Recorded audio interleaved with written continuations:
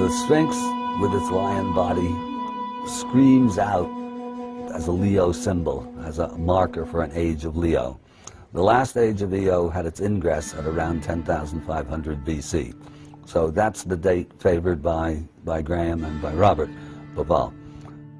I'm hesitant to accept that date myself because the last ice age comes to a catastrophic end somewhere around 11,000, 11,500 BC. I mean, it certainly followed, and this is known, there are the quaternary extinctions. All the mammoths and the woolly rhinoceroses die all over the world. Siberia, which was temperate, becomes tundra and Arctic. North America, which was under a couple of miles of ice sheet, melts, and all that water goes into the sea.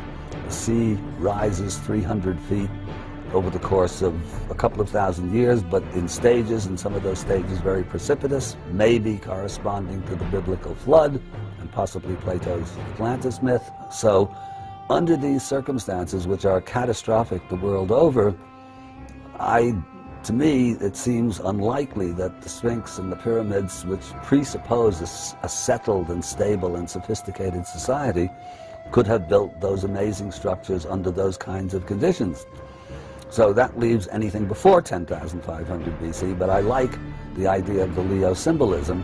So the next age of Leo back is 26,000 years earlier, and that puts it back at around 36,000 BC, which, outrageous as it sounds, by a process of exclusion, turns out to be maybe less outrageous because there are big problems with those other later dates.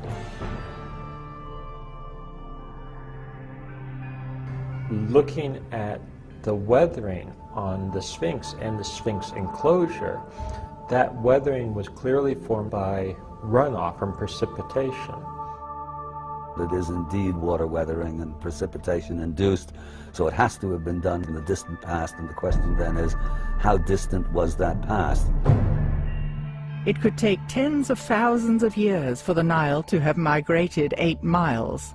Can we use this evidence to redate these monuments? When you look at geology, you can see that the riverbed has migrated all the way from the west, beyond 50 kilometers to the west. Then it passed across the plateau, and you can see that the ancient riverbed actually went right up to the pyramids, and the initiates could have stepped right off these barges up onto the causeways into the pyramids. Now, if you look, the Nile